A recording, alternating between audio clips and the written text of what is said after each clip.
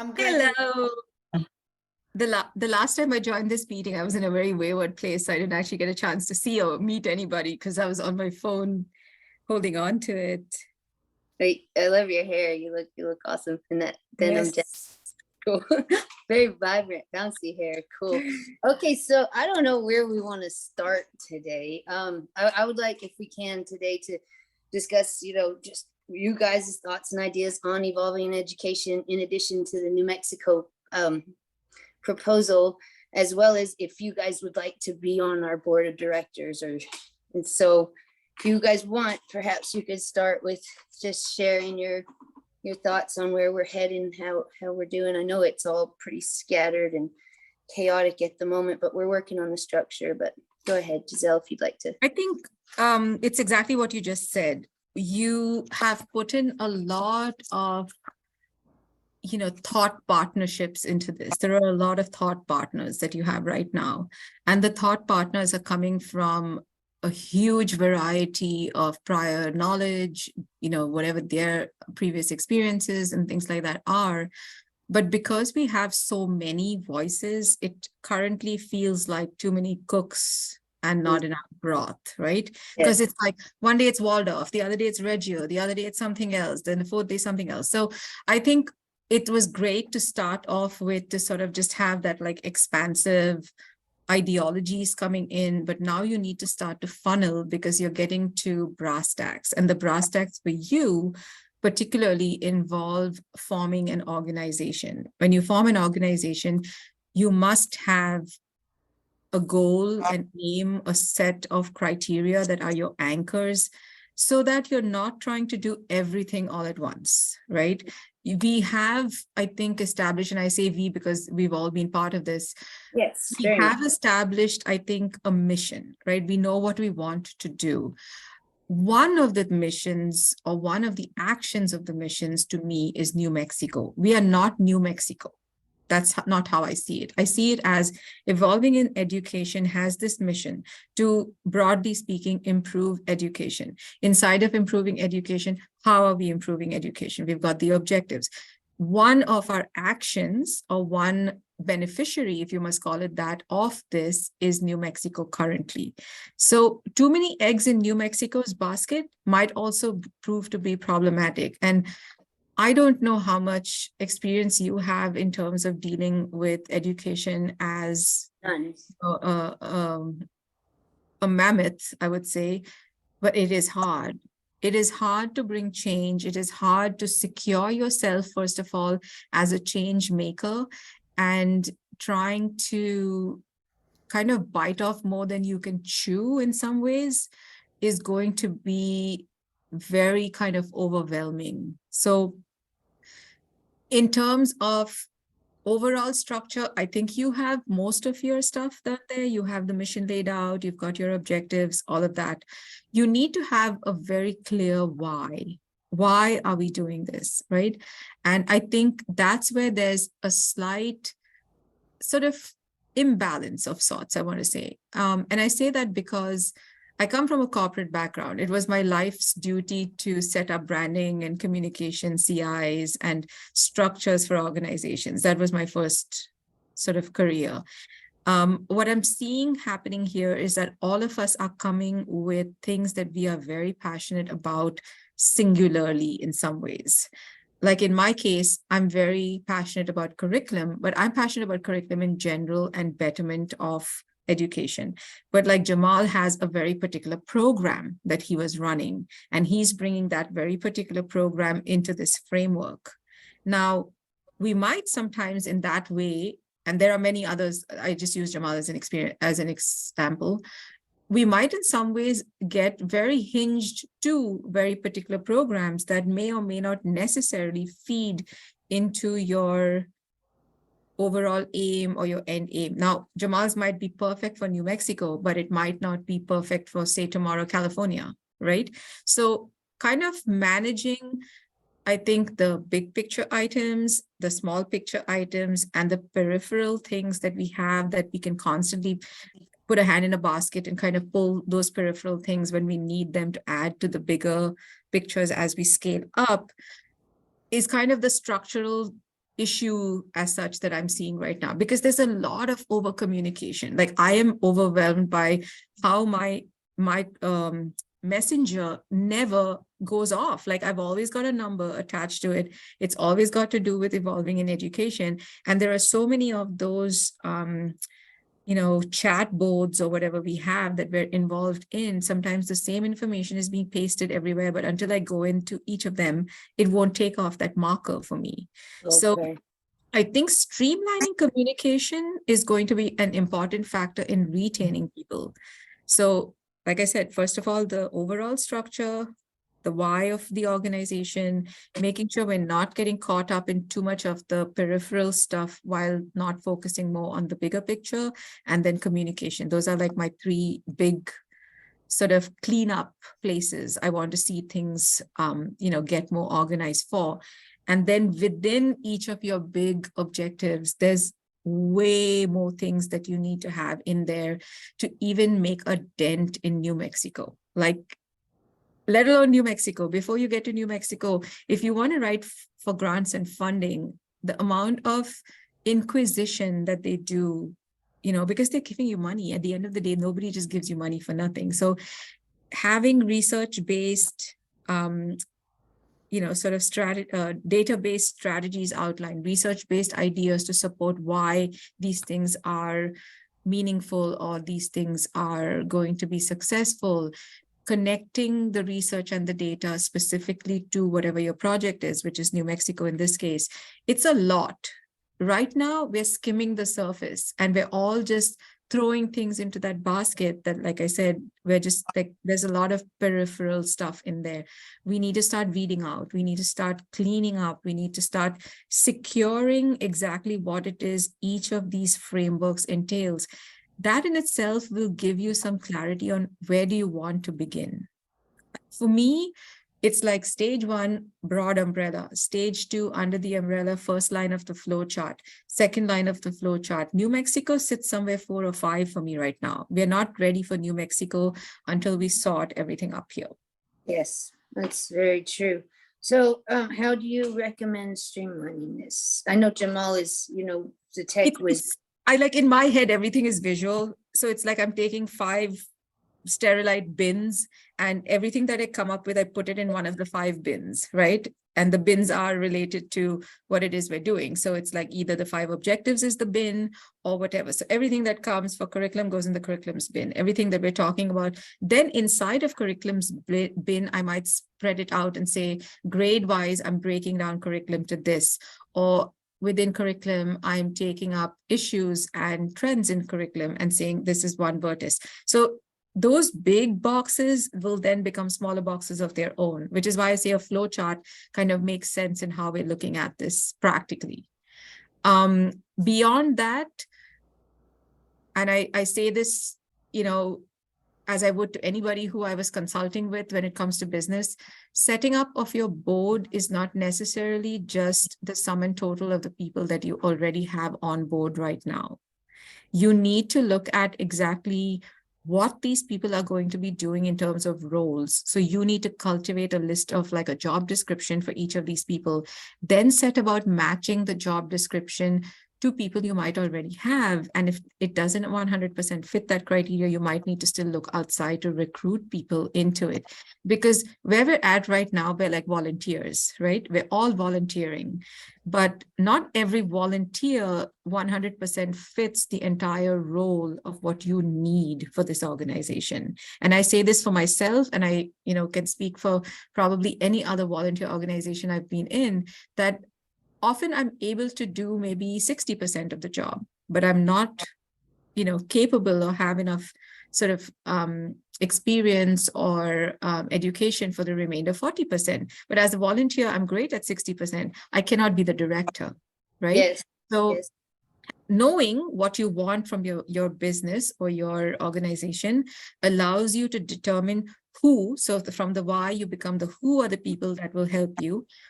What is the job role and description and credentials for this person, and then set about matching the people you already. It's almost like we're all going to apply to those roles, and then you're going to shortlist from that. Okay, great. I've been researching about forming the board, and And it does say you need to find people who are good at it and have different, different levels of experience. They said it's good to have some CEOs because they have the experience and contacts, even if it's, in a bordering field or bordering industry. And another thing, I was just doing some reading on the board of directors. I don't know if this would be possible, but I've heard of board of advisors. And I guess we would have to stay unincorporated for that. So I wonder if that might be an idea, initially to form our nonprofit unincorporated and just have a board of advisors, or have both, or what would you think? I'm not very familiar with the US structural elements. I know that each of these types of organization have other ramifications. You might want to look into how grants and things are funded. They require particular sets of organizations to be organized in a certain manner. When you use these words, directors, advisors, things like that, they have certain meanings to what it means in terms of accountability. So when you have a board of directors, the accountability is very different to a board of advisors. It's like the volunteer versus paid for job situation, right? I can volunteer and nobody's going to tell me, hey, you're doing a really terrible job. But if I'm being paid to do it, there's a KPI attached to it. There's a performance indicator that's telling me I'm not getting a raise next year. So it's kind of like that. And organizations look for things like that when they want to make sure that there is accountability within your organization so that they can have accountability to their organizations. So Scott might be able to tell you more in depth about, where, like, setting up a kind of like differences between these two organizations and where they would affect you. If I may insert something here. Yes, this is for you. I know you and I have talked, and you said that the board, you saw some, or you researched this, and the board of directors do not get paid. That's not true. For a non-profit organization, I know this for a fact because we are here affiliated with the University of Wisconsin, and that's considered, it's exactly the category you're applying for, the 503 nonprofit. They make millions, and they do have boards of directors. These people make a lot of money. So it depends. I don't know the rules and the laws here, but I do know that we have to look into that. Yes, I definitely don't want anyone to ever, be greedy with it, but I definitely would like to see our board members paid, because in order to commit to dedicate the time and attention necessary for what we're trying to do, we're going to need people to have to be full-time. Right. No, it's not about the money. Why I'm bringing this point, it's about the fact that when you go in a category like the 503 that you described, you have to know all the ins and outs of it. So yeah, doing the due diligence and doing research in terms of. So there will be multiple ways in which that affects you, right? Like what? So wait now. Let me know your name first. I see Limor. So Limor. Yes. Nice. Weinstein. Formally meet you. Yes. So what Limor is saying is true, because the ramifications of this setup are related to how you do your accounting. So your CPA, for example, needs to tell you what to do, how you hire people, how many people you hire, how salaries are based, all of that. And it's not, like Limor says, I mean, there are a bunch of different charitable organizations. They pay people to work for them, right? The idea of charity is not that everybody's volunteering or doing it for free. They pay people to work for them. They choose people that bring to the table the expertise that they require. The crux of it is that they're not a profit-making company. They're not there for profit. Now, do they make a profit? Yes, they do, but they have to re-employ the profit for the benefit of the organization, and not like, maybe the difference would be that a director gets a bonus because this year our sales were so much, versus this year we exceeded our funding intakes, so our projects are going to be this. You get what I mean? Because charities raise money, right? They're receiving funding. And then the idea is not that, oh, we got so much money that now we can distribute it and have a bonus. The idea is that, oh, this funding now goes to this project, or we're refurbishing a lab or doing whatever. So they replow in the profits, as they call it, into what the organization's goals are, which is what universities and schools and things, they all make profits. I mean, I work in a private school. The fees are like $36,000 a year. They are making a profit, but the profit is not profitable to the directors, if that makes sense. They do get paid. We get paid as teachers. We get bonuses for, extra things we do, stipends, all of that. They support you in every possible way, but the profits do not go into a profit-making venture. Do they invest their profits? Yes, they do. Many of them invest their profits to get better interest and make more money to create endowments or to create scholarships. So it's just how money is handled that is different. It's not to say that money is not made. I see. Okay. Well, I wanted to talk, I know Limor, I know you said you read the proposal. I'm guessing you haven't had a chance to look at the 11 pages. I know we're not. Wait, doing what that. are we talking about? I read, so I'm getting confused, and I agree with Giselle. Sorry. There's so much correspondence to catch up on, which I glanced at, but it's a lot. And then on top of different links with different documents, so I'm not sure if I read the correct one. I read the 16 page, whichever that was. Was it, long notes where it starts off saying the purpose of this proposal and it goes into why, how it aligns with New Mexico's need in their school system? And that, you said you had some thoughts on that. Oh, yeah, but I want to know that I read the right document. Is that the one that compiled Ilya's notes that were very well written? Is that the one? Or not? What we did is we put it all into Chat GPT. We took what I had written up with Ilya's notes and with the different focus groups and the different objectives, and we put that into Chat GPT, and I believe asked it for like a proposal for New Mexico, and it came up with all these reference links and everything. Are you guys familiar with Chat GPT? Yes, I think my husband showed me that last night. It was amazing. I can't believe it. It's Amazing. I told him all, I was like, you mean Chat GPT, we're gonna get this done. But Yes, but here's, can I add to that? Here's the weakness, okay? This program is amazing. It's literally AI at its best, but it's going to change the world. But here's the thing, Amber, and it sounds great when you read it, but if you start peeling the layers and looking, okay, so you have to understand, I'm very critical because that's how I was trained. I was trained as a scientist to not only ask the right questions, but also to peel the layers like an onion and dig deep. So when you start digging deep, and the proposal sounds great, but when you start really looking, I'm missing a lot of parts in there. For me personally, I'm missing how is it innovative. You may talk about different methods, you may talk about us helping New Mexico, but I don't see that goes along with significant.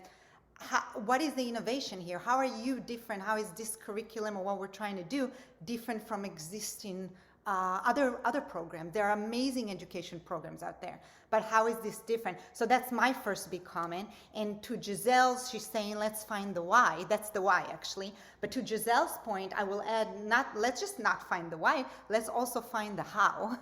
There is no how, right? I mean, you go into great depths and statistics and this and that, but what about the how? So what I mean is methodology. Are we going to hire retired preschool teachers to advise us because they know a lot? How are we going to do this? I mean, what are it's called the meats and potato of this thing. So that's what I'm missing. True, you're right. And that's something a couple of people have also brought up. Like there was a lady, I can't get her name, but I remember she was asking, I don't exactly know what it is that you're planning to do. I mean, I get all this and all of this is great. And I think one of the things there is that for Amber, you are discovering all of this stuff and getting super excited by the discoveries you're making, which is how all the good ideas start, by the way. But that discovery is exciting you enough to want to take it forward. For a lot of people who are already in that industry, that's already old news, right? That's our foundation. Like we already know that, and we're going above from there. But that is where all this over communication, like I'm saying, is also happening. There was a lady, she kept asking, but I don't really understand what is the purpose of this? What is the purpose of this? I get that there's Reggio. I get that I get that we have problems. But what is the purpose of what you guys are trying to do? And that's true. So here's my visual, as I would always call it, right? This is what I'm thinking is what we're looking at. So largely at the top, we're looking at our organization, correct? From our organization, we're looking at our mission. From the mission, we retrieve the aims. From the aims, we get goals, and goals can be multiple, right? That establishes the ethos of the organization and what it's about. Beyond that, we're establishing objectives.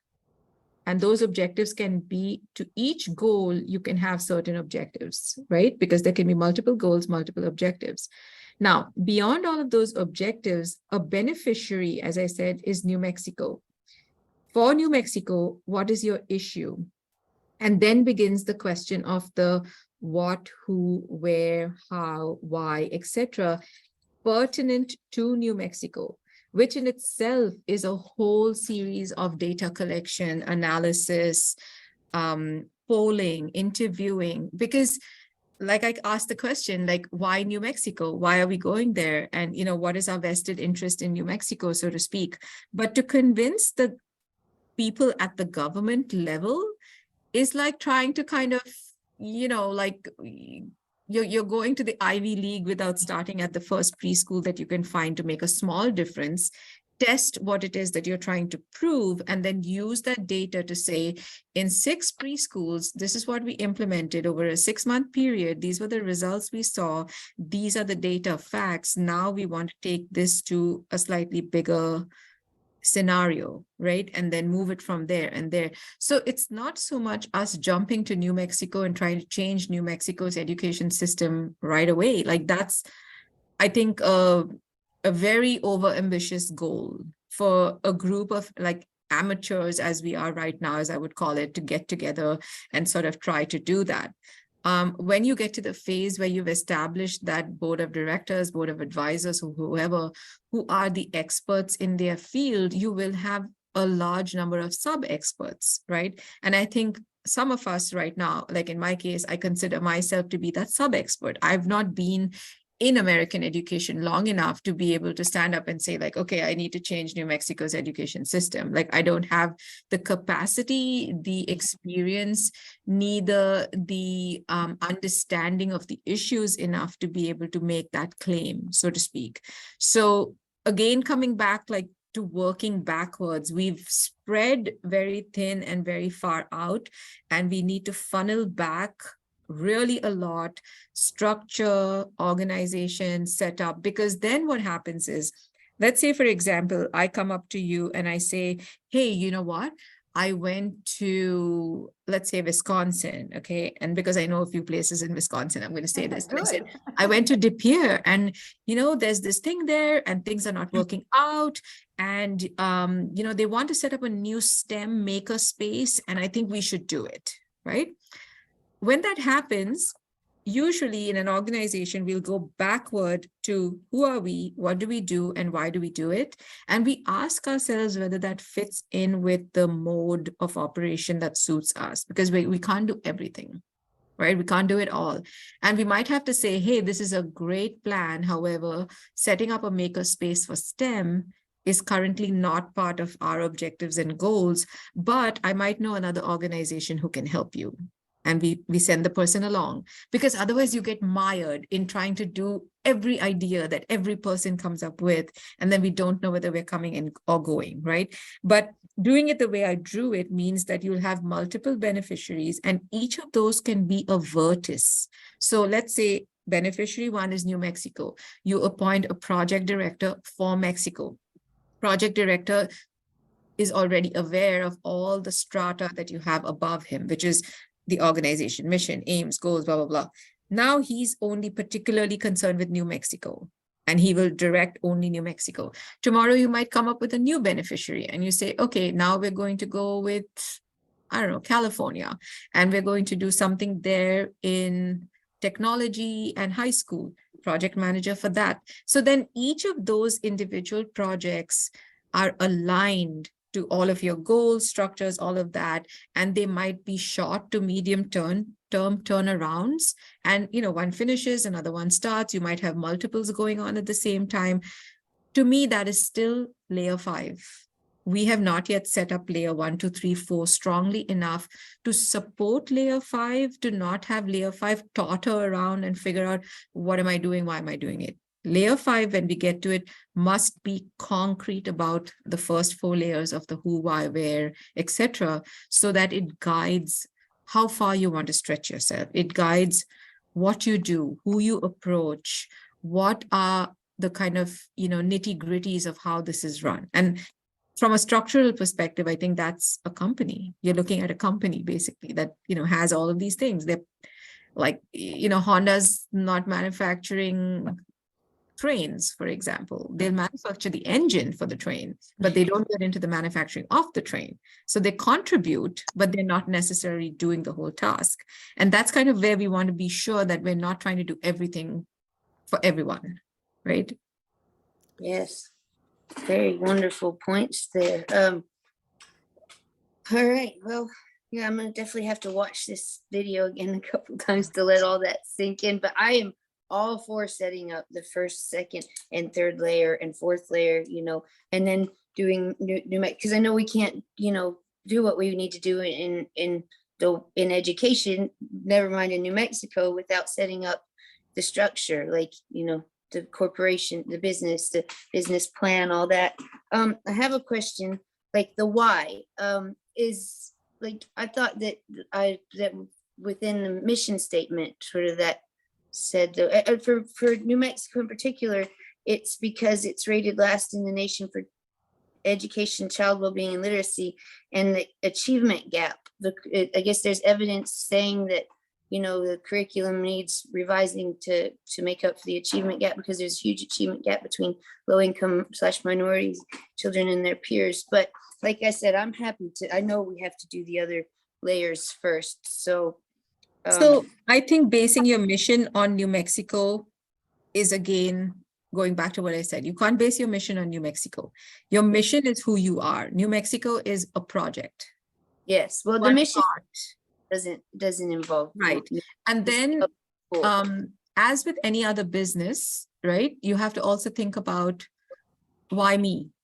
Hasn't somebody else thought about this? What has everybody else done in the market that has worked, not worked, etc.? So competition as a business becomes the next set of, or the next area that you need to go and look into and see, who are your competitors? Who are the other people doing what you're doing? So that we don't go and remake the same mistakes that they made, right? We want to take what from them and do better or do different. So who else is in this industry? The why us? Why would New Mexico's government decide to give us this grant or whatever? So there's a lot of scaling, I want to say, that happens in every part of what you're doing. And it needs to be sort of looked at individually in some ways, and then also cohesively in other ways. So it's a constant process of taking one part and just kind of like doing that, but at the same time, making sure that it's aligning to everything else. And it's overwhelming. It's confusing at the start. I've been a regional manager, and I've been in director level meetings and things like that, where I've seen these things in action. Like sometimes we would go away for like a retreat because all we want to do is focus on this task at hand and come up with a solution or a proposal to resolve it. And it literally requires that kind of dedication from the people that are coming together to put this together. In selecting your board of directors, so to speak, assigning each of them maybe like a role. So like there's somebody who looks after the curriculum side of things. There's somebody who looks after funding. There is somebody who looks after relationships and, connections that are being made with other organizations, with the beneficiary organization. So that kind of, not a customer service per se, but liaison, like a liaison manager kind of a person. You're looking at people that are then looking after the financials, not just funding, but like how the organization is being run and where the monies are going and whether there's enough to, pay everybody and do the things you need to do, the resources, stuff like that. So then each of them in their individual capacity is charged, so to speak, with developing that part of it, understanding that part of it, and feeding the rest of us with information from their area of expertise, so to speak, right? That way we're not all doing the same job. Yes. And we all correlate and we all have a shared interest in all of this, and we each educate each other on the other aspects of it. I love that. That's great. So can I add, I'm going back to the innovation. That's very important. I mean, I've written grants as a scientist. And yes, and it's actually, it's not the same as the business world, which I love the insights Giselle is sharing, but it's very meticulous in that way that you need to start, you know, and break down the categories and answer everything and break it into projects. And within you have the subcategories, everything she's described. So significance is actually a huge part, or innovation, whatever you want to call it, is a huge part of a grant. And for it to even get funded or go, you know, to the next stage, Right. you have to, and I have thought about that a lot, because if we don't know our innovation or how we're adding to the field, then we have nothing really. So maybe our strength, and I'm just kind of thinking out loud here, but maybe our strength with innovation, other than the fact that you have pulled together a really amazing group of experts, you know, and you could claim their CVs and their background and this and that, other than the fact that we're all from different fields, which is great, because when we pull together, it makes it so much more powerful. But maybe what you have here is the fact that you're building on the science, on the evidence, okay? It's evidence-based, everything that we're doing. For example, I never do anything nowadays without going to the primary literature. And I'm not even talking about these amazing blogs that are coming out of terrific institutions. I'm talking about the hardcore science, the peer-reviewed literature. So maybe in terms of innovation, you could say, hey, you know, what we excel at is the neuroscience and psychology of children development. And you can expand on that, but Science. Yeah, Oh, that's it's our there? innovation, neuroscience, for sure. okay, well, good. Psychology, but, so that, I mean, that's part of it. Like, and also, no, I don't think anyone's ever really taken all of these different models and pulled them together into one child-centered learning Yes. curriculum, or, you know. So you have to no, know, yeah, we your have a lot why of and your innovation. Sorry, what? No, I just think we have a lot of innovation, you know, to Okay. use science, brain science, psychology, developmental neuroscience, and psychology. Like, has that been done? Do you guys know? A lot, They Yes. do that. So a they use lot. science and curriculum development. The That's good. foundation of what exists is not being done incorrectly. I want to say that the inception of everything that is being done is done correctly. It's the execution that fails. So every ETS, Pearson, all of these curriculum writers and big developers that exist in the education framework are not coming from just hogwash. They have done their work. They have done the spade work. They've done everything. They've even put it together with good intention, I want to say, in many cases. And intention is not often, you know, the one that is done right. But even the ones that are well-intentioned, ultimately the follow-through and the execution is where most of it fails. For the teacher. Because even from theoretical practice, it is still very generic. And the application is always very unique and specific. So what exists in curriculum, what exists in cognition, what exists in neuroscience, it's all out there. And from there, they have created something. Now, that something is being created from a mass of all of this information, but you have to then tailor it to your problem. And that's where we fail the system, because that's where your politics and the money matters of politics, the economies of politics, school politics, and all of that gets sort of like woven into. In an ideal world, if you took some of those curriculum frameworks and just applied them with, you know, like literally every good intention in mind, they would succeed. So it already exists out there. There is nothing that is not a development of an existing idea. So to think that nobody has done that before is a fallacy. It has been done. It has been done in multiple different ways. It has been done within the US system. It has been done within the European system. It's just that all of our circumstances are very, very unique. And that's where the application part of it begins to fail, because we get mired. We're mired in the US, we're mired in too much of politics. Politics and money is one of the bigger problems. Like the way the government intervenes or structures education, or the control that the government has in education in some parts of the world might seem, you know, autocratic or whatever, but that's how they manage to keep it on track, right? That's one of our problems, is it's state run. So there's a lot of that. It's a good thing in a way that, you know, federal doesn't control everything, but still it's it's a mess is the way to look at it. And it's untangling that mess sometimes that becomes the problem. My But thought is that yes, politics and money corrupt things, people's corruptness, but these are our children here and they're suffering for it. So I pray we can all pull together sort of and get the politics out of it, and the corruptness. I know that's a dream. it will never work. You So don't these are fallacies that we have to be aware of. You cannot go in there and think that I'm going to get politics out of education. It's never going to work, because that's where the funding for schools come from. You cannot go in there and say, I'm going to decentralize education and make each school responsible for their own. It will never work, because there are policy decisions and larger frameworks involved in that. So being aware of what exists as problems and trying to innovate around those problems is where the innovation lies. You can't reinvent the wheel. Like, it's not about reinventing the wheel. It's about knowing what exists, what are the issues we face, and then how do we work around it to create change in small ways or big ways in the eventuality, to kind of influence small ways that are, things that small ways in which things are being done. I actually thought of something as I was saying that, and it kind of ran away from my mind. The peer-reviewed evidence-based situation, I brought this up in the last meeting to say, when you say New Mexico is this and New Mexico is that, we need to find the actual data and how the studies were carried out to understand why or where that problem is. Just having a number to say that they sit 10th in the line or whatever else is again a generic number for, like, okay, the whole state, but like a particular place or a particular community, things like that.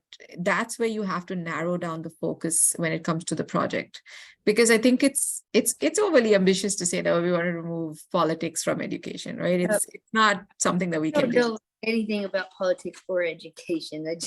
I'm Right. living in the same world, but that's why I'm glad to have.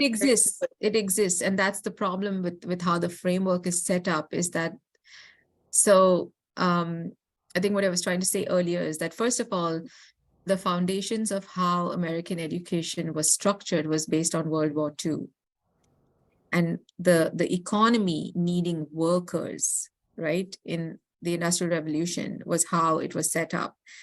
You needed workers, and workers were being churned out. Now, when Sputnik went into space, suddenly America woke up and said, oh, wait, Russian kids seem to be smarter than us. They got there faster.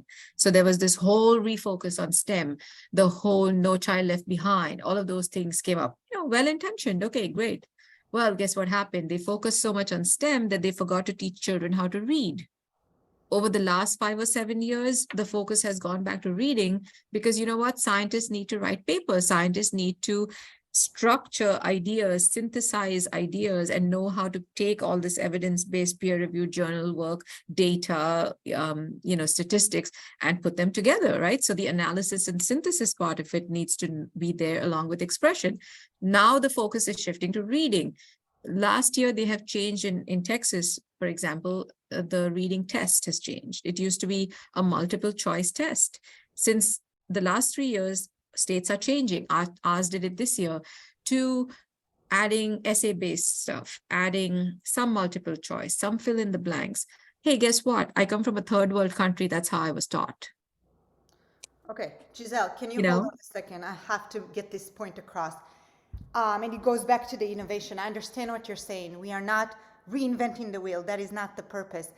I know that the neuroscience, I mean, they went and they proved Montessori with neuroscience imaging, and they took all these educational philosophies, wonderful ones, and they showed it with science. Yes, I understand. But you know what? The people on top that are making these curriculums that, you're referring to, they still don't understand how children learn. And I could give you an example. You talked about, no, because this is starting to really get serious here, and this is the innovation, because I see a huge flow in, and I am not an educator, I know nothing about education, but I see how my daughter learns in kindergarten, and it's absolutely against all the literature. What they do here in Wisconsin, which is, by the way, one of the best education systems in the country, they take these kindergartners and they do worksheets all day, every day, okay? They're doing, letter matching, and they're doing read the room, or they're writing, and it's like children don't learn like that. I mean, sure, writing will come. I mean, they need to learn how to write, and it's good to get it early,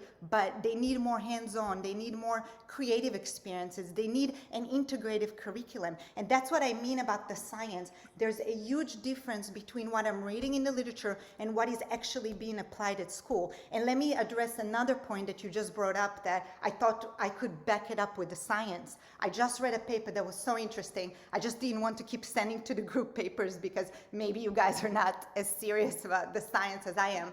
But here's the thing.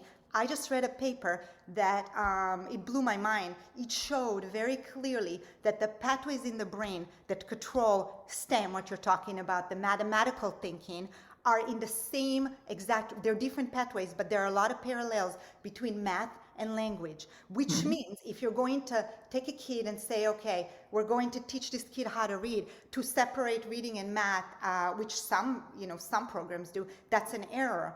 The pathways develop together. And once more, when I thought about, I love music and the creative side, so I read a lot about the music and science of music papers. Music literally lights up the brain. Every single, I mean, I wouldn't say every single structure, but I would say it's like fireworks exploding in the brain when you teach a kid how to play music. So when you look at, so math, reading, and music could be a tool to enhance those pathways. So when I say let's innovate in that route, going to neuroscience and psychology, I mean take the science and really apply it to the curriculum, something that I'm not seeing happening from where I stand right now. So what you're talking about is literacy. And literacy can be numeric literacy, it can be, language and literacy, it can be literacy in the arts and all of that. And what you're talking about in terms of lighting up the brain is basically integration, and arts integration is already an existing framework. Actually not, because I read that a lot of programs have been, a lot of schools, for, I guess funding is the reason, have been cutting back on art programs. A lot of schools have been cutting back, and equal amount of schools integrated. So thematic units where a child studies something holistically and experientially instead of just learning it through worksheets like you described, integrating arts into what we do. Like you said, like I teach art, we teach tessellation in art. Tessellation is a math concept. I teach geometry in this classroom. I'm teaching art, but I'm teaching geometry. We use movement, sound, vocal, all of those things to express. So they do little skits. And so again, these, like I said, these things all exist. You're in a private school, is that correct? You teach? No.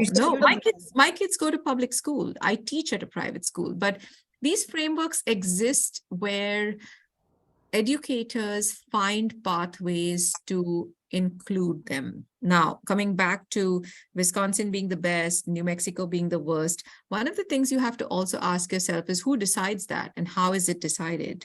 Because if you look at how STAR tests are run, the STAR test is never an standardized test. In our state, it's called STAR. A standardized test is never the indicator of a student's intellectual level or even their understanding of the topic that you're testing them on. And that is the data that is being used to create all of these best, worst, and in-betweens situations. There are ground realities when it comes to achievement gaps and measuring those gaps. Again, who's setting the bar? And where is that benchmark being tested? There are many studies that are showing that they're teaching kids 2 grades above their age and capacity level right now. Well, I grew up in a system that was like that. Did it mess us up? Not really, no. It's a combination of so many different factors that ultimately leads to the success in education. The whole talk we're having in the background about parental involvement and how parental involvement influences how children learn, attitudes towards learning, prior knowledge, all of that. So the factors that influence it are huge, and they will literally vary campus to campus. Socioeconomic factors, where you came from, what are your cultural backgrounds, what is your thinking? So there is never a thing that, like I said, has not been done. It's everything from Maria Montessori to Reggio Emilia to whatever is happening in the world around us. So I don't know about you guys, but in Texas, every district has what are called model schools. So a public school district, like let's say Houston ISD, since you guys know Houston as a city, has IB schools. So they have international baccalaureate schools. They have Montessori schools. They have a Waldorf school. So within the public education framework, they're also using models like this to kind of influence and learn from, and, kind of usually most of these are in their Title I schools, weirdly enough. And Title I schools are basically where 70% or more of those children are from a low socioeconomic background. So they are also aware that their standard curriculum trajectory is not working for everybody. So let's try this new and innovative system and see whether the students from this economic and sort of behavioral background score better in this framework. What happens in that is that they also have to affect those factors. And Houston ISD, for example, has something called wraparound. A wraparound is basically that other than the academic factors that they're doing in school, they have something that is affecting the family. So there's a person who will make sure that this child has food, that the family has food, that they have clothing, that they have, because wraparound is just as important as the academic part of it. You cannot have academic success on an empty stomach. You cannot have academic success if you're stressed about going home and having an alcoholic father waiting at the door for you. So wraparound is basically, and this is why I said competitors, there are programs that are already doing what you're setting out to do. So it's not wrong to even take an existing structure and framework that has been successful and say, I want to do more of the same thing. Like, it doesn't have to be brand new that you recreated. You can use that and say, hey, Amber Smith set up Evolving in Education. These were the successes that they had. These were the things that they did. I am Giselle Pinto. I'm setting up educational experiences as my new model. I'm basing it off of Amber Smith's successes. These were what they did. This is how it was successful. I feel like there is a commonality between the people they served and the people I'm hoping to serve. And hence I'm aping almost what they did. There's nothing wrong with that.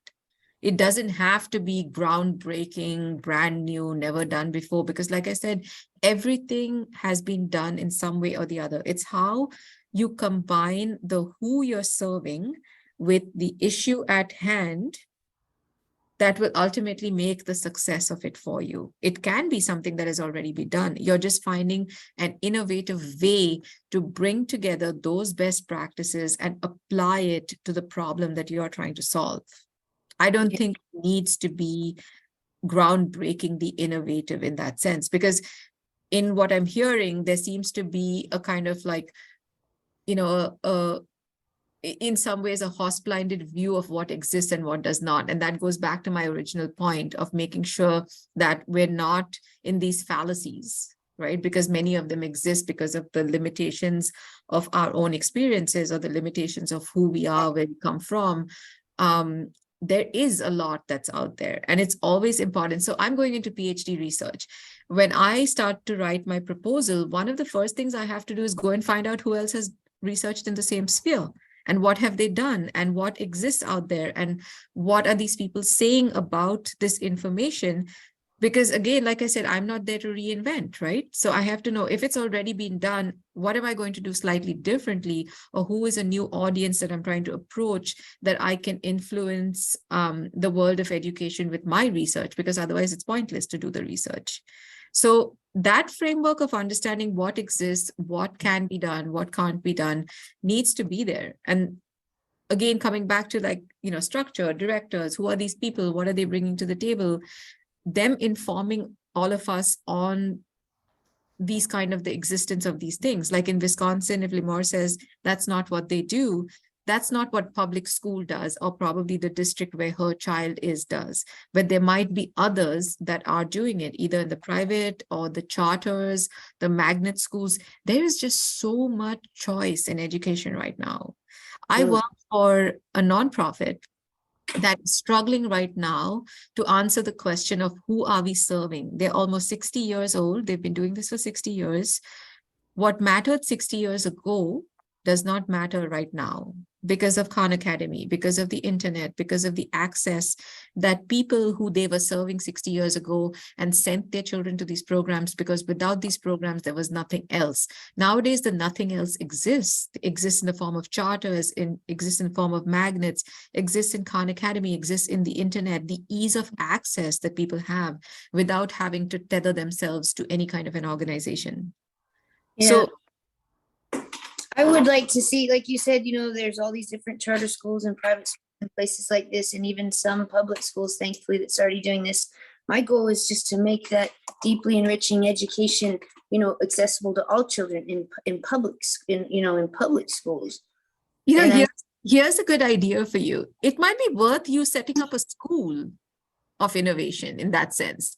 Like a school that like that Agora thing that we read, right? That was cool. Because, yeah, if you think about it, that's what the mission is. Like, to make change in education, you have to be able to run an analysis of like your hypothesis and see whether or not it's successful. And the being successful part is related to who you're running the hypothesis on, right? What you said, there's already all these people already doing it, like Agora and School of Humanity and all these different places. My goal has been from the get-go, to work with as many of these people as we can. If not work with them, gather the knowledge they've gathered if they'll share it. And like, I don't want to reinvent anything. Like you said, Maria Montessori already invented that wheel. And Right. But I know there's just so many great, like you said, there's so many different great curriculums out there. And I don't know if you've heard of high scope curriculum, but like the intention I have is just to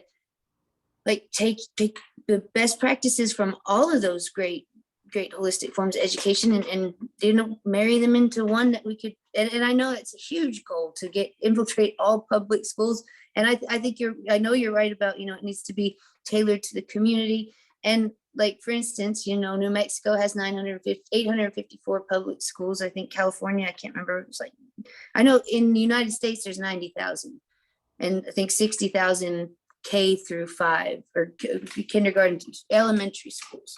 And I know it's an insane goal to get them all, but like my thoughts is, community, like, and I talked to Jamal about this. I had a thought we could perhaps involve high school children. Like, if we can't get all the PhD students or projects we need, maybe we could do incentivize or just apprenticeships for high school students, or have them help us with the research and the interviewing parents and feedback. And I know that might just be a dream, but, and also, like local communities, let's say I have no idea, but let's say there's 300 public schools here in this, where I live. Let's say, we go to local churches and businesses and print shops and local CPAs and et cetera. I know that's probably a dream, but what I said was not just on a lark, like when I said set up a school, because you could set up a model for it. So look up this thing called Breakthrough. Breakthrough is the one that I was talking about. Breakthrough it's called Breakthrough Collaborative as an entity. And then Breakthrough has locations all over the United States. I work for the one in Houston. We have 3 branches in Houston. I'm at one of them. What Breakthrough is doing is basically trying to fill the gaps that students might have in middle school. Then they guide them through the whole process of high school in college readiness programs, help them apply to high schools that are going to be competitive, etc. for them. And we do it through project-based learning. So we do STEM and we do humanities. So we don't even separate English from social studies. And we run it through project-based learning. It's fun. We have a lot of SEL, so socially emotional learning, infused into that through advisory and all those things. So again, it's one particular criteria that they're trying to meet with a certain grade level and a certain type of audience that is very, very directional. Now, with the changing tide of the audience, some of the impact of that program is actually withering off. And it's come up in our discussions when we sit with, the sort of directorial level people, we're talking about those things. How has the community, the demographic change in demographic, how is it affecting what our programming is about? Because we have a central programming, and then it's disseminated through each of the states. Within each state, we have some bifurcations that we do for each of our local communities, but that's an example. And setting up something like that instead of trying to get into the public school system, which, Amber, I can tell you is a cesspit of serpents. It is a cesspit of serpents. I mean, politicians, economics, the federal, the state, it is a cesspool. And I feel like sometimes you can make a bigger impact in things like Breakthrough, where you have more control on what you're putting out there and who you're inviting into that project, versus trying to be a part of a system that is crumbling by itself. So you're basically going in there just trying to add a few bricks instead of you creating something of your own where you have control over it. So that might even be an objective that you think of as Evolving in Education becomes like a breakthrough. You create something called Evolving in Education. You go into the communities that you want to serve. You analyze what it is the community needs. And then through, like a church or something where there's credibility to a space, you begin to do this. I interviewed with another program in Arkansas where they have a grant to run a STEM program on the Air Force Base. So they're on the Air Force Base and they run the STEM program. And the beneficiaries are the public elementary schools in their area. They give them 1 week per year of coming into this makerspace. And then it's based off of the state curriculum standards. It's based off of all of that, but in a hands-on project-based learning environment.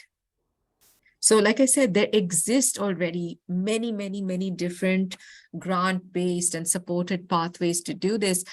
The more we talk, the more I'm beginning to think that maybe you need to reimagine the impact that you want to have in the community and not necessarily go down the road of trying to change education as a structure in the public education framework, but see how you can add value to the life of a student who's already being kind of like, flogged in the public school system, right? Because sometimes you can't take them out of the system, but you can add value to their experience by giving them like an extracurricular, an extramural, or an over and above experience than what they're having in their day-to-day life.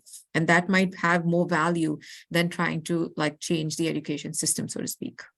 Let's say I was to do that, like, do you think that would obviously have to be like a pay, the kids would have to pay to go there, right? No. Breakthrough is mostly supported by AmeriCorps. In most of the locations, AmeriCorps is the one that supports Breakthrough. AmeriCorps is the one that also does Teach for America. The kids don't pay. The kids come for free, but in Breakthrough, we do like interview the kids, so they have to apply to the program. We go through all of the schools in the area and we canvass for Breakthrough. And they have to apply and be selected through the program. So it's not like just anybody can join, because we don't want just people coming there wasting their time, right? We want people that are committed, who are going to come every Saturday, turn up and be present for it. So no, kids pay. That's very interesting, and I'll definitely look into that, but I'm not ready to give up my dream of improving public education. And I know but that's what I'm saying, that there are many ways to improve public education, not all of them being attacking it at its root, because that's a big task. Like that's an onerous task that will take time and effort, and using this bifurcation like a Breakthrough will give you mapping. It'll give you mapping to see how this effect is actually working out for you. How is this impacting kids? After 3 months in your program, do they have better grades in school? After 6 months in your program, are they more interested in going to college or wanting to go to high school? So the achievement gap and the apathy and all of those things are being controlled.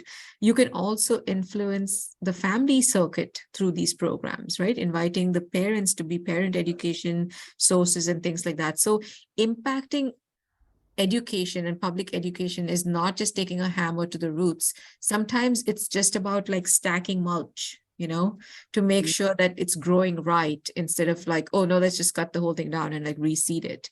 So there are always going to be many ways to address this, and there are ways that can be more successful than others. especially like given, the background of the people that are involved and coming together in this process. So essentially what Giselle is saying is you are collecting, we call it preliminary data, right? You're experimenting, essentially getting your philosophy and your beliefs into one group, right? You're sort of running an experiment on one group, getting that data or information and using that as your stepping stone to the next big thing, right? Like, And I'm so sorry, ladies. I'm going to have to run, but great meeting. I love hearing some insights and ideas from Giselle, and it's just I think we're heading in a good direction. So thank you, Limor. Thank you Yes. so much. So we will correspond and hopefully do another meeting. Yeah. Yes. Awesome. Yeah. Okay. Thank Thank you, you, Limor. Giselle. Bye, everyone. Have a great evening. Thanks. Thank you, Giselle.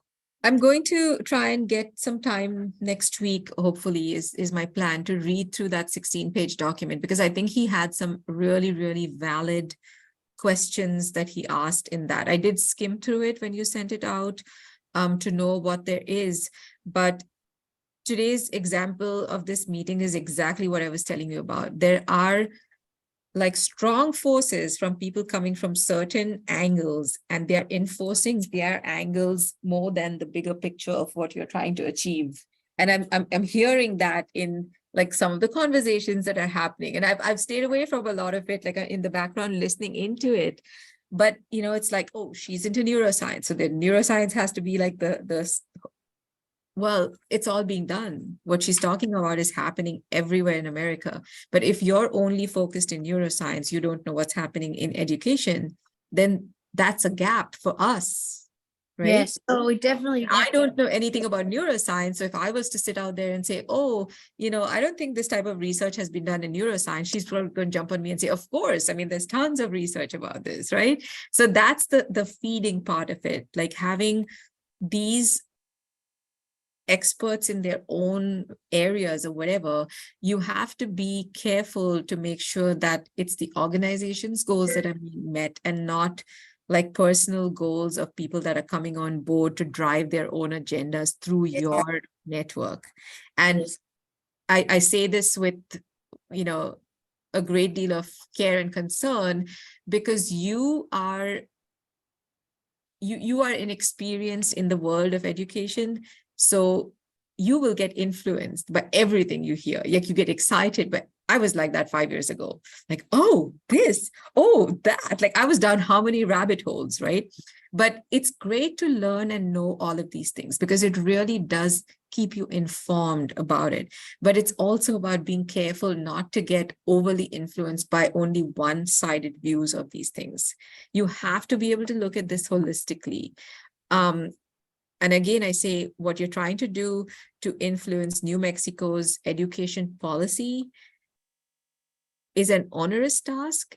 I want to say it's an almost impossible task for the band of people that you have got together right now. We're all at that volunteer level. Yes, right? but as soon as we get, some funding, we'll be able to hire, I think, Right. as many- But do you see where the loop is? As soon as you get funding, how do you get funding? By having the right people who are framing your grant application in a way that tells the grant supplier that this is what we're doing. You can't know what you're doing unless you have the people, and then you keep going around in like that circle, right?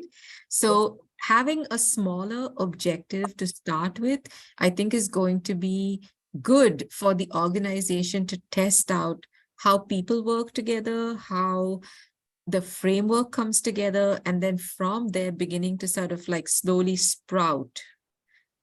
Success in one small, maybe $10,000 grant will give you the next one for 50,000. Success in the 50,000 will give you data and supplement you for the 100,000. And that's how, that whole thing can keep growing. But if you start with like this big mammoth that is uncontrollable at the moment, basically, and remember that there are many people vying for that money just like you. So there's always that, you have to always remember almost everything in life works like a business, right? There are competitors, there are trajectories, there are structures, and it's interesting because I come from the world of business and then now I'm in the world of education.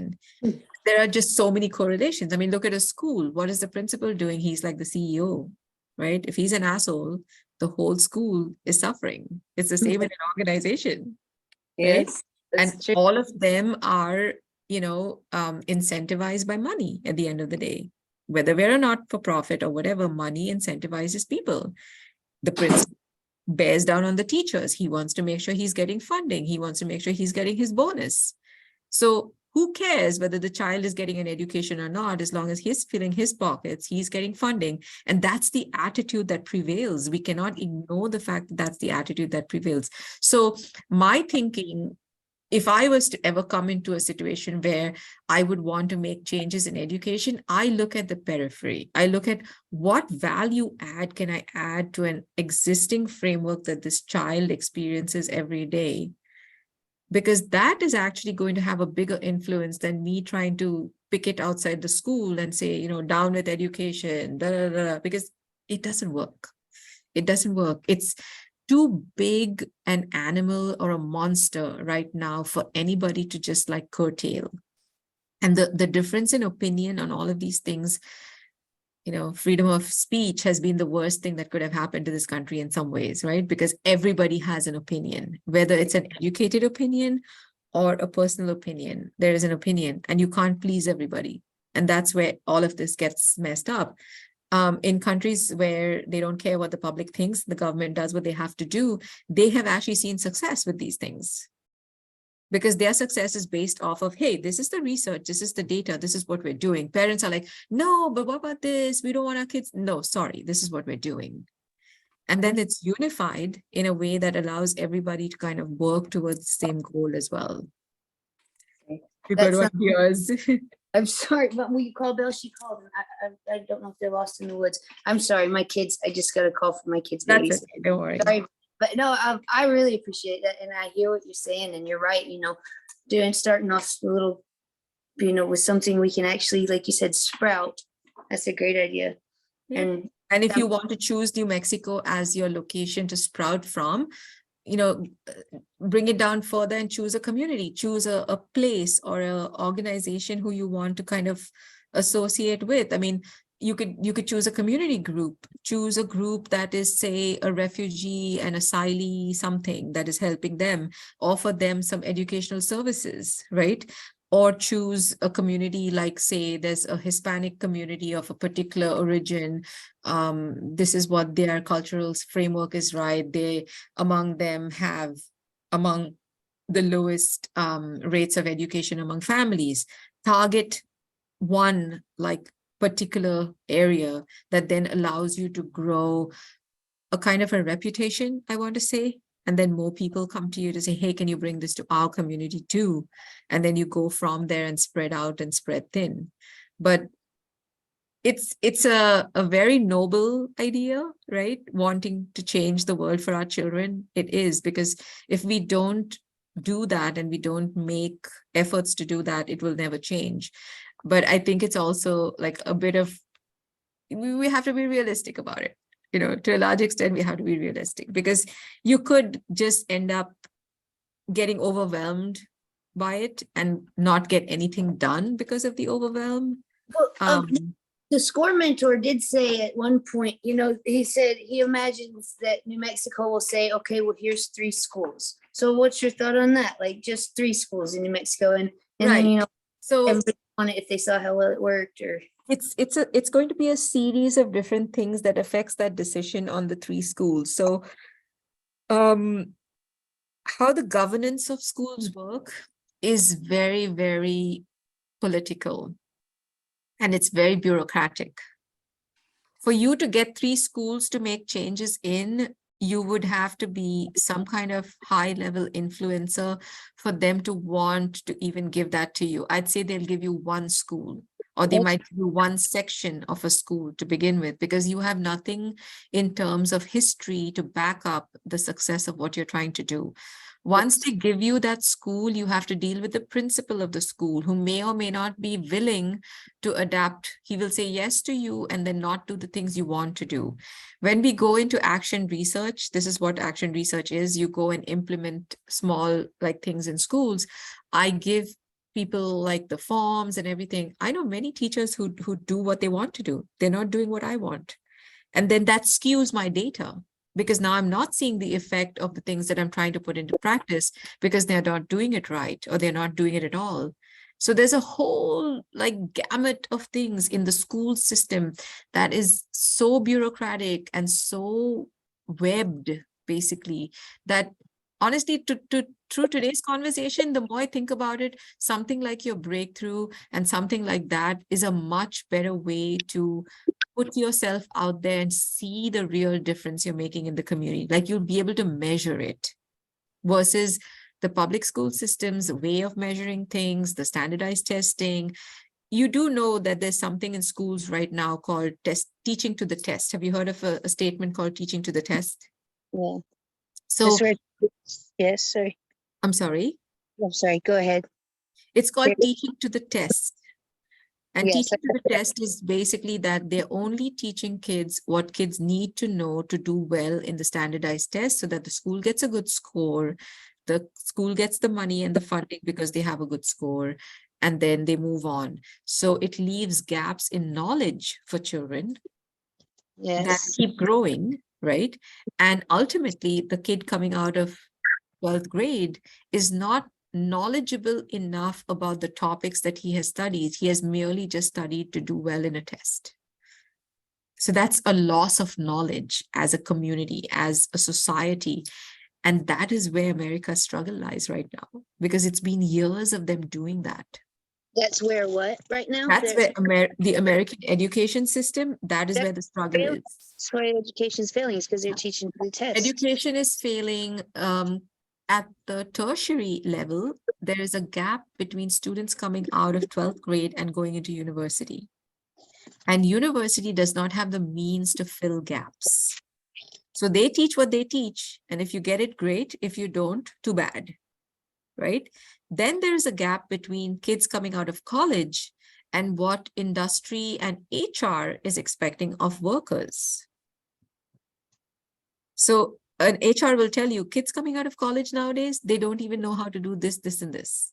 It's true. Wow, Right? that's the It's thing. true because it's a trickle effect. It's a trickle effect that keeps going up, up, up. Now, what happens eventually is that tertiary education systems begin to dumb down their levels to meet the kids that are coming out of these high schools who have dumbed them down, middle school dumbed down, elementary dumbed down. Where do we go at the end?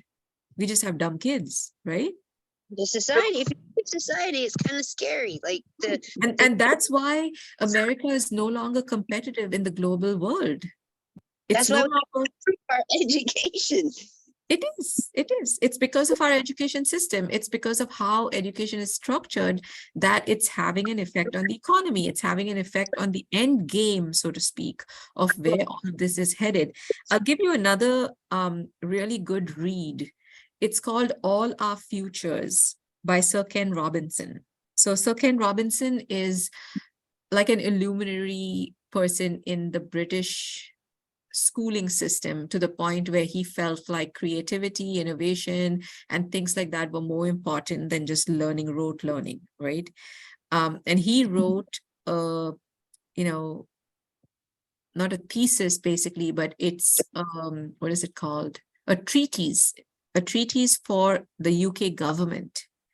And it involved him, it involved politicians, it involved a bunch of other experts, and they put together this document called All Our Futures.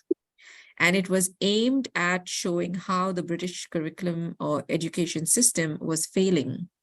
Because our system is based on theirs, right? I mean, the colonists came from there, and they brought with them all of these systems. The end game in his thing is that he says transforming education means we're merely taking what exists and giving it a new face. We're just giving it new clothes. What we need is a revolution. Like shut the thing down, full stop, like the pandemic did, right? Full shutdown, and then a new system that gets put into place. That's the only way, because in transformation is cyclical. As you transform, it's a moving target, right? You're trying to transform, you're trying to change. Hey, that's things moved and become a bigger problem. But revolution means you shut down, everything closes, and then you start from scratch again, so that you basically, Buildings, would you say? Could you start in the schools? After you I'm shut sorry? down? You think, like, let's say you did that, like, could you start back in the same schools after you shut down? You would never be able to do that in a school. And that's why I say that the American school system, because it's a public school system, the public has a voice in it. We pay taxes to run the school systems. That is the And mistake. children. That We is have the a mistake. Right? I'm sorry? We have a big voice in it, right? And that's our children. So how can No, they- no. The voice that you have is not the same as the voice of other parents. See, the voice you have is interested in a better form of education for my children. So let's say Amber's voice says, we need to be outdoors playing more so that kids can learn. 10 other parents will come and tell you, my kid needs sunscreen. Are you going to provide sunscreen?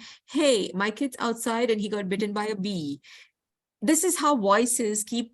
Then what happens is, who do you please? Do I please Amber? Do I please these voices? Because they don't know whom to please and how to please, they just do one generalized, standardized format that protects everybody and keeps them from being sued, right? Yep. That's how the Right. system works. So it's detrimental to the better good of everybody, but hey, it's by the law and it doesn't get us sued. That's what schools are doing. So the And then- voices, there are too many voices. And then, of course, like I said, the politics, the economics of it, the money's involved. I did a research on like the essence of the American education system, and I compared it with, there were the top 5 in the world, right? The Finnish system, Canadian, all of those. There is an international test called PISA, PISA. They run an international test of school systems, or they test kids from schools around the world and they rank them. And America is like not even in the 20s or the 40s right now. But the question then comes of, who are these kids that they're choosing? Who is the sample size, right? Where is the data coming from? Because inside of each of these countries and these systems, there exist bad things too, right? But you're only giving a sample that is the best of the best and then tricking almost the system to believing that this is how it is. So my kids go to a district called Katy ISD. It's a great district, right? My kids, well, not my kids, but kids there have an average GPA of 3.8. Okay. Yeah. However, it's not the best district in the state. And I think I put that statistic there to say that we're like some 20, 30, whatever, right? But the moment I said that to my son, he said the district that is number 1, Mom, is not even like a third of the size of our district. So that's So not you fair. see, we're in Yeah. a great district where my kids are doing well. Do my kids enjoy it? Hell no. Because they came from international schools where they were in IB curricula and Cambridge curricula, and they went to field trips and the teachers knew them. They studied thematic units. They were engaged in their learning. My younger son says this is like jail. I go from one cell to the other cell to the other cell. Social engagement in schools. How many kids do your kids make friends with at school beyond the elementary years? Because in elementary, they have the homerooms.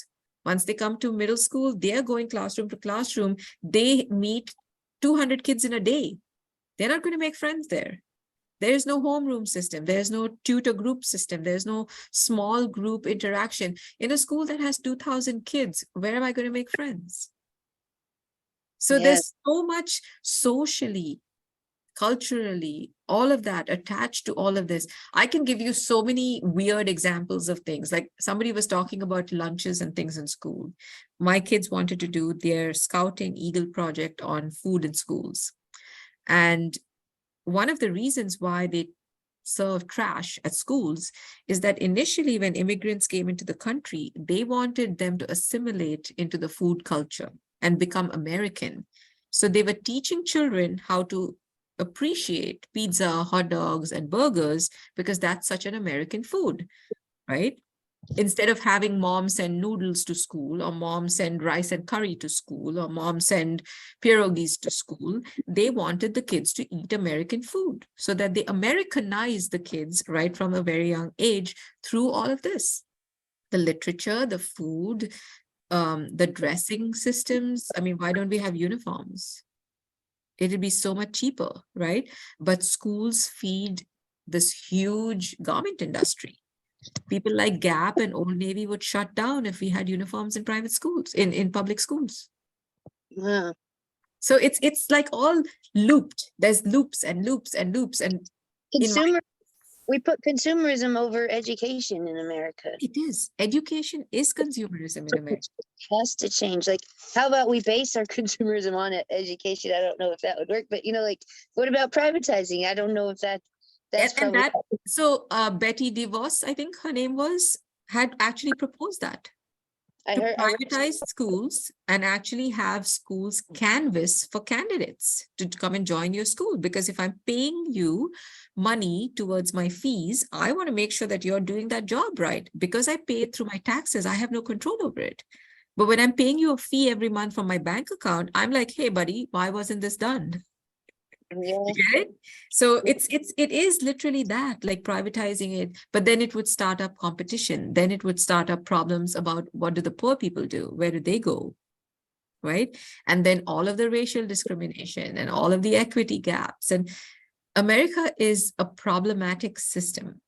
It is super problematic. I should send you links to these books. They're interesting to read because the one that I used as like my textbook, it was called American Education, and it traces like social history, social aspects, cultural aspects, historical aspects, academic side of things, theories, the initial objectives of education, all of that. Like it was like a whole tome that big on what the American education was about. And then I had to take that and compare all of those things to a foreign education system and, kind of mirror what they do and how they do it and things like that. And you'll see things in there that will boggle you, like everything from the country's immigration policy, economic policy, to business, and all of that is mixed in that. The border issues that America faces actually puts a lot of pressure on our education system, right? Other countries have more stringent rules. They don't allow kids who are not registered citizens or registered visa holders to be in their public school system. So people are less inclined to go to Canada, for example, because in Ontario, you cannot be in a school just because you live there. You have to have papers. Wow.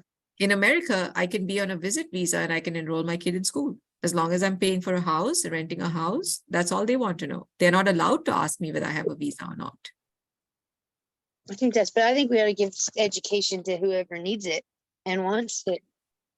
It is. So public education was set up for exactly that reason, that everybody should have an education or have access to an education. And I think that's a great sort of philosophy to implement public education. Unfortunately, beyond that, it then goes into the hands of politicians, and every politician that ever stands for an election, from representative to senator to whatever, has education as one of their agenda items. Because it's a big deal. It really is a big deal. It is. Yeah. So And anyways, I need to run. Yeah, my daughter is probably at the bus stop waiting on me. Hold on a second. I really appreciate your time. And if you do get a chance, it's the proposal's 11 pages now. And I know we have to set up all this stuff first, and we ought to start small. And I will definitely, keep looking into what you said with the breakthrough thing. Right. And there's nothing wrong, Amber, with firing all your guns all at once initially. It's where you'll get the most traction that you'll begin to realize that's where you want to settle. So what you're doing now is not wrong in any way. Don't get me wrong. It's not wrong. It's just that it can become very overwhelming very quickly, basically. all of this stuff has been great because it has fed into where you're at right now, right? It was important to come to this place and start thinking about an organization, start thinking about this. Then you meet Scott. Scott tells you something else. He guides you. So all of these are important steps that are going on around us right now to kind of come to that place where we will eventually be kind of more consistent and more cohesive in what we're doing. None of it is wrong. Any experience is always going to be, it's going to teach you something. But answering those questions and kind of making sure you have the right people for the right job is going to be an important criteria for you. Yes, I'm going to start looking on the hunt from our board of directors. And Right. I And would like who do to- you need and how do you put it together? There's a lot of things that are going to go on before you come to a place where you're like, okay, now we're ready for the action part of it, because the action will be the result of all of this, not. It's different if you had an idea already of exactly what you wanted to do, and then you're just recruiting people to action the plan. You don't. So you're kind of trying to do both things simultaneously. You're trying to get the people to make the plan, but you're also making the plan to get the people. Like they're both happening, this way and that, right?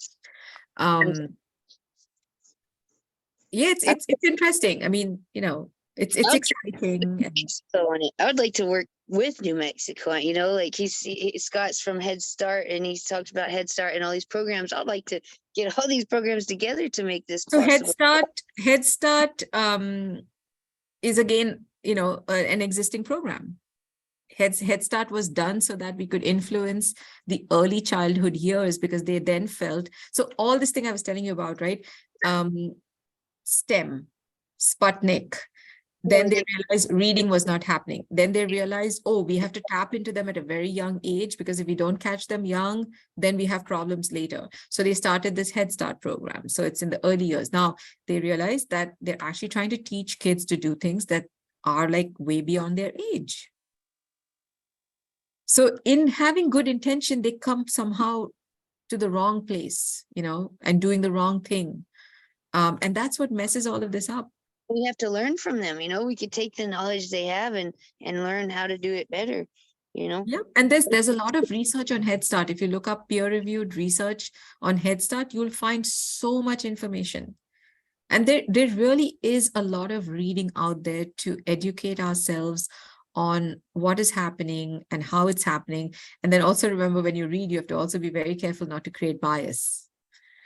See, because people write through bias sometimes. If a person does not like Head Start, they're going to be negative about it. So we have to be like somewhat unbiased views, looking at both sides of the thing. In research, like we never read Wikipedia, for example, right? Because it could be written by anybody. Yeah. It's like Fox News versus CNN, right? It depends which side of your leanings are on. So it's about that. It's about being careful who you read, what you read, how you read it, and how you read into it. But I do think that you're on a good trail. You've set the trail ablaze now, and there are people coming. It's like moths to a flame, right? People are coming in, people are doing that, but be careful, protect yourself in many ways. Be careful not to get swayed by people who are very strong with their influence or their whatever, and hey, this, because they're giving you a one-sided view. You need to be able to look at this holistically, and that board of directors setup is what it is, because when something comes around, you throw it out there on that table and they'll all munch it up and spit it out, right? With each of their own perspectives on this. Like I gave you some perspectives today on curriculum, but my perspectives are still limited. There are so many people here that are so much more qualified and experienced than I am in curricular issues. But what I bring to the table is that I come from an international framework, so I have comparisons, which they don't have, because they're very vested in just how the American system works. So it's always going to be like permutations, combinations of, all of these things put together. It's a lot. You're trying to bell the cat. I plan on just trying to bring together all these people that are already doing it and already have all this knowledge, and pray we can make something great. I would really encourage you to look up Breakthrough. And Breakthrough is one of many. There are many programs like Breakthrough in America. Many. Breakthrough is one of many. But that's the place that you have the maximum control over the influences that you make in the lives of students and families.